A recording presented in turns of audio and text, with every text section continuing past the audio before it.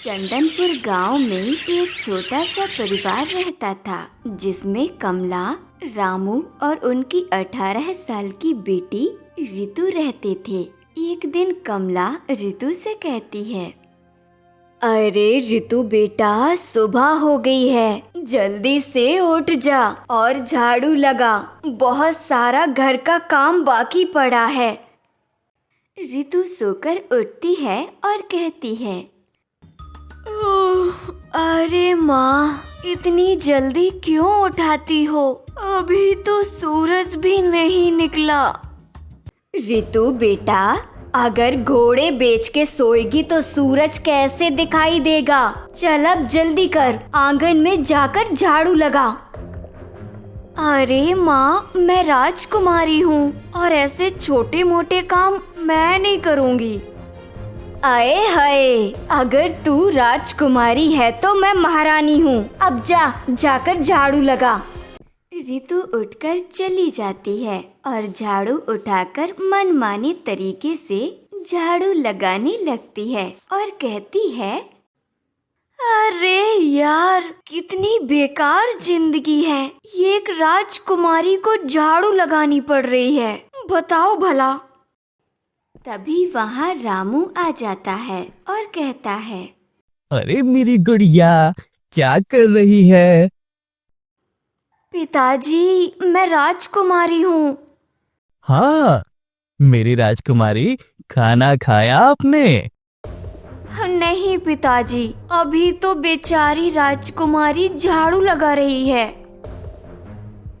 इसके बाद रामू घर के अंदर चला जाता है और रितु झाड़ू लगाते हुए कहती है, काश मेरे लिए भी कोई राजकुमार घोड़े पे आता और मुझे अपने साथ ले जाता तो कितना अच्छा होता।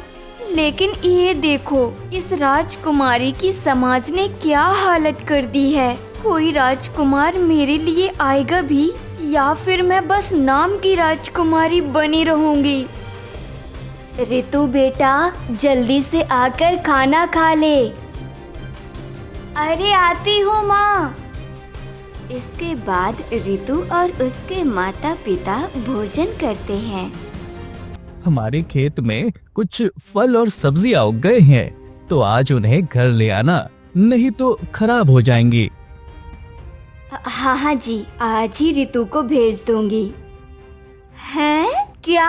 आप मुझे क्यों भेजना चाहती हैं? ये एक राजकुमारी ऐसे काम नहीं करती। अरे आपको पता नहीं है क्या? अरे जरा चुप रहा कर, काम धाम कुछ करना नहीं और बनी घूमती है राजकुमारी। कभी देखा भी है तूने राजा महाराजाओं को? हम लोग तो इतने गरीब हैं कि उन्हें देखना तो दूर, उनके बारे में सोच भी नहीं सकते।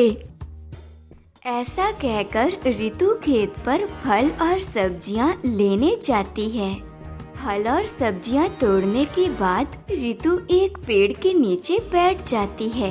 लेकिन तभी एक आदमी कंबल लपेटे रितु के पास आता है और कहता है, अरे मुझको कुछ खाने को दे दो, बहुत दिनों से कुछ नहीं खाया मैंने। भगवान भला करेगा, कुछ तो दे दो। रितु पहली नजर में तो डर जाती है, पर थोड़ी देर बाद वो उस आदमी को कुछ फल खाने को देती है और उससे कहती है, अरे बाबा रे, ऐसा अजीब सा रूप क्यों बना रखा है? गरीबों को रुलाओगे क्या? मेरा मतलब डराओगे क्या? नहीं, वो बस ठंड लग रही थी और कुछ दिनों से कुछ भी खाने को नहीं मिला था, इसलिए हालत भी खराब हो गई थी, तो ये कंबल लपेट लिया। तुमने मुझे खाने के लिए फल दिया, मुझसे अच्छे से बात की, मैं तुम्हारा उपकार कभी नहीं भूलूंगा। अरे कोई बात नहीं, अगर इंसान ही इंसान की मदद नहीं करेगा तो कौन करेगा? और वैसे भी मैं इस राज्य की राजकुमारी हूँ, तो मेरा तो कर्तव्य बनता है ना कि आपकी सहायता करूँ। राजकुमारी ऐसी हालत में खेत में काम कर रही है? अब मजाक भी मत उड़ाओ। मैं बस नाम की राजकुमारी हूँ, असली राजकुमारी नहीं हूँ। अच्छा, तो ये बात है। हाँ भाई, यही बात है। पता है, मेरा सपना है कि मैं किसी दिन असली राजकुमारी बनूं। एक दिन कोई राजकुमार घोड़े पे सवार होकर मुझे लेने आए और फिर उसके बाद मैं भी असली राजकुमारी बन जाऊंगी। अच्छा, तो ये बात है। क्या मैं तुम्हारी कोई सहायता करूं? तुम मेरी क्या ही सहायता कर पाओगे? तुम्हारी तो मुझसे भी ज्यादा बुरी हालत है। मैं तुम्हें सीधे सीधे राजकुमारी तो नहीं बना सकता, पर एक तरीका बता सकता हूँ जिससे तुम असली राजकुमारी बन सकती हो। अरे क्या सच में? क्या तुम सच कह रहे हो? हाँ, एकदम सच। अरे रे, फिर बताओ ना, बताओ मैं क्या करूं जिससे मैं असली राजकुमारी बन सकती हूँ? चलो, चाहो तो तुम रानी भी बन सकती हो। क्या? रानी? हद हो गई अब तो। मुझे तो लग रहा है तुम मुझे बुद्धू बना रहे हो। अरे मैं बुद्धू नहीं बना रहा, सच कह रहा हूँ। अच्छा भला, वो कैसे? हमारे राज्य के राजा ने अपने राजकुमार का विवाह करने के लिए एक प्रतियोगिता रखी है। जो भी लड़की उस प्रतियोगिता को जीतेगी, उससे ही राजकुमार शादी करेंगे। हाँ, क्या सच में? पर वहाँ तो केवल राजकुमारियाँ ही हिस्सा ले सकती हैं। मुझे कोई प्रतियोगिता में क्यों हिस्सा लेने देगा? मुझे कोई प्रतियोगिता में हिस्सा लेना तो दूर, आसपास भी भटकने नहीं देगा। ऐसा कुछ नहीं है, कोई भी लड़की इस प्रतियोगिता में हिस्सा ले सकती है, तुम भी। अरे वाह, ये तो बहुत अच्छी बात की तुमने। सच में तुमने मेरा दिल खुश कर दिया। अरे तो देर मत करो, जल्दी ही इस प्रतियोगिता में हिस्सा लेने जाओ। हाँ हाँ बिल्कुल, धन्यवाद तुम्हारा।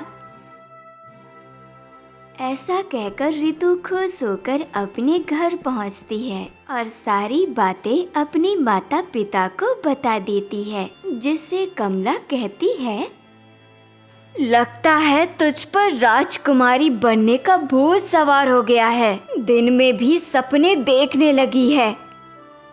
हे भगवान! अरे मेरी माँ, मैं तुम्हारी ही बेटी हूँ, कभी तो मुझ पर विश्वास किया करो। अरे बेटी, कर तो रही हूँ कि मेरी बेटी अब पागल हो गई है। घर का काम धाम करती नहीं, बस राजकुमारी बनी घूमती है। अगर तेरी शादी हुई और ससुराल वालों ने तेरी हरकतें देख ली तो क्या ही कहेंगे वो लोग।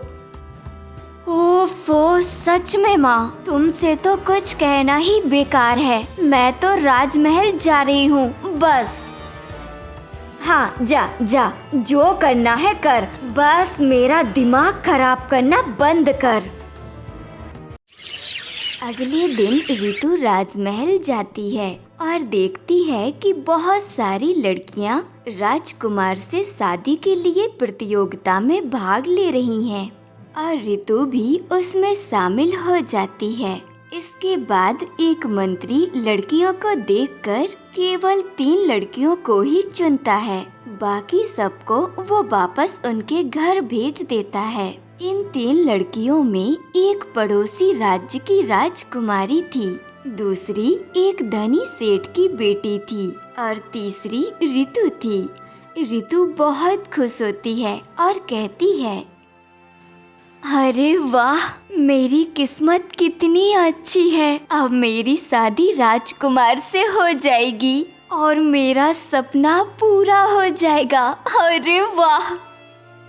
वहीं ये बात सुनकर पड़ोसी राज्य की राजकुमारी, जो कि बहुत घमंडी होती है, वो रितु से कहती है, चाहे तुम कुछ भी कर लो, पर यहाँ सबसे सुंदर मैं हूँ और पड़ोसी राज्य की राजकुमारी भी हूँ। बस इसीलिए राजकुमार मुझे ही चुनेंगे शादी के लिए। ये बात सुनकर सेठ की बेटी, जिसका नाम रीना होता है, जो कि अच्छे और शांत स्वभाव की थी, वो कहती है, ऐसे मत कहिए राजकुमारी, यहाँ तो कोई भी ऐसा नहीं जो सुंदर ना हो, इसीलिए राजकुमार किसी को भी चुन सकते हैं। ये बात सुन के ऋतु खुश हो जाती है, पर राजकुमारी रीना और ऋतु से जलने लगती है और बदला लेने की योजना बनाती है। अगले दिन राजकुमार तीनों लड़कियों को नए कपड़े देते हैं, जिससे वो तीनों अगली प्रतियोगिता में भाग ले सके। पर राजकुमारी ऋतु और रीना को हराकर खुद राजकुमार से शादी करना चाहती थी। इसीलिए राजकुमारी ऋतु और रीना के कमरे में जाकर उनके कपड़े चोरी कर लेती है। अब देखती हूँ कैसे जीतेंगी ये दोनों। बड़ी आई, मुझे हराने चली थी। इसके बाद जब ऋतु और रीना अपने कमरे में कपड़े बदलने जाती हैं, तो उन्हें वहाँ उनके कपड़े नहीं मिलते, जिससे दोनों परेशान हो जाती हैं। अरे, हमारे कपड़े कहाँ गए? अब हम क्या करेंगे? लगता है किसी ने हमें हराने के लिए हमारे कपड़े गायब कर दिए हैं। रीना, अब हम क्या करेंगे? हम बिना प्रतियोगिता में भाग लिए ही हार जाएंगे। ऐसा कुछ नहीं होगा, हम प्रतियोगिता में भाग लेंगे भी और जीतेंगे भी। तुम चिंता मत करो। पर तुम करोगी क्या? हमारे पास तो अब समय भी नहीं है। मेरे पिता कपड़े के व्यापारी हैं और मुझे उम्मीद है कि वे हमारे लिए कुछ कपड़े की व्यवस्था कर देंगे। अरे वाह, ये तो बहुत अच्छी है। अब हम प्रतियोगिता में हिस्सा ले सकेंगे। हाँ, और हम दोनों में से ही कोई प्रतियोगिता जीतेगा। थोड़ी देर बाद जब ऋतु और रीना दोनों दरबार में पहुंचती हैं, तो सब उन्हें देखते ही रह जाते हैं, क्योंकि वो दोनों बहुत ही सुंदर लग रही थी। उन दोनों को देखकर राजकुमारी आग बबूला हो जाती है और उन दोनों से अंदर ही अंदर जलने लगती है। ये दोनों मेरे काम में बाधा डाल रही हैं। इनका तो कुछ इलाज करना ही पड़ेगा। कुछ देर बाद राजकुमार दरबार में आते हैं और वे तीनों को देखकर कहते हैं, आप तीनों का मैं स्वागत करता हूँ, पर आप में से कोई एक ही मेरी पत्नी बनेगी। इसलिए जो भी प्रतिभा इस प्रतियोगिता में जीतेगी, वही मेरी पत्नी बनेगी। राजकुमारी मन ही मन खुश होती है और कहती है, जीतूंगी तो मैं ही, और राजकुमार से शादी करके रानी भी मैं ही बनूंगी। लेकिन उससे पहले इन दोनों को मुझे हटाना होगा, जिससे मैं बिना परेशानी के जीत सकूं। लेकिन ये दोनों मेरे काम में बाधा बन रही हैं। इसके बाद मंत्री कहते हैं कि इस प्रतियोगिता में आप तीनों से 5 सवाल पूछे जाएंगे और जो भी सबसे ज्यादा सवालों के सही जवाब दे सकेंगे, वही राजकुमार की पत्नी बनेंगी। तीनों लड़कियां तैयार हो जाती हैं और मंत्री अपना पहला सवाल पूछते हैं। मेरा पहला सवाल, बताओ वो क्या चीज है जो नीचे जाती है पर कभी ऊपर नहीं जाती? तीनों लड़कियां सोच में पड़ जाती हैं, लेकिन तभी राजकुमारी कहती है, अरे रे, ये कैसा सवाल है? इसका कोई जवाब है ही नहीं। पर तभी रीना बोलती है, मुझे जवाब पता है और सही जवाब है बारिश, जो नीचे तो आती है पर ऊपर नहीं जाती। सही जवाब। रीना को 1 अंक मिल चुका है। ये सुनकर राजकुमारी गुस्से में आग बबूला हो जाती है। अगला जवाब तो मैं ही दूंगी। वो तो आगे चलकर ही पता चलेगा। अब मेरा दूसरा सवाल, बताओ वो क्या है जो ऊपर तो जाती है पर नीचे नहीं आती? मंत्री जी, मुझे मालूम है इसका जवाब। सही जवाब है उम्र। राजकुमारी ये सब देखकर और भी गुस्सा हो जाती है और वहीं रितु और रीना को एक एक अंक मिल चुका था। अब रितु और रीना बराबर बराबर एक अंक पे हैं और राजकुमारी को अभी तक कोई अंक नहीं मिला। अब मेरा तीसरा सवाल, बताओ वो क्या है जो तुम्हारे साथ रहती है? तुम उसे देख भी सकते हो पर उससे बात नहीं कर सकते। सभी लड़कियां सोच में पड़ जाती हैं और थोड़ी देर बाद रितु कहती है, मुझे मालूम है, वो है हमारी परछाई। बिल्कुल सही जवाब। हम परछाई को देख सकते हैं और वो हमारे साथ भी हमेशा रहती है पर उससे बात नहीं कर सकते। इसके बाद रीना रितु के लिए खुश होती है पर राजकुमारी और भी ज्यादा गुस्सा हो जाती है। अब रितु के 2 अंक हो गए हैं और रीना का 1 ही अंक, पर राजकुमारी का तो अभी खाता भी नहीं खुला। इसके बाद मंत्री अपना अगला सवाल पूछने लगते हैं। मेरा चौथा सवाल, बताओ वो क्या है जो अपने आप को जलाकर हमें रोशनी देता है और वो हम सभी के घरों में पाया जाता है? मुझे पता है, इसका जवाब है सूरज। वो अपने आप को जलाकर हमें रोशनी देता है। बिल्कुल गलत जवाब। सूरज हम सभी के घरों के ऊपर है, हमारे घरों में नहीं। इसके बाद रीना जवाब देती है, इसका जवाब है दीपक, जो अपने आप को जलाकर हमारे घरों में उजाला करता है और दीपक हम सबके घरों में भी होता है। बहुत बढ़िया, बिल्कुल सही जवाब। अब रितु और रीना के पास 2-2 अंक हो गए हैं और राजकुमारी के पास कुछ भी नहीं है।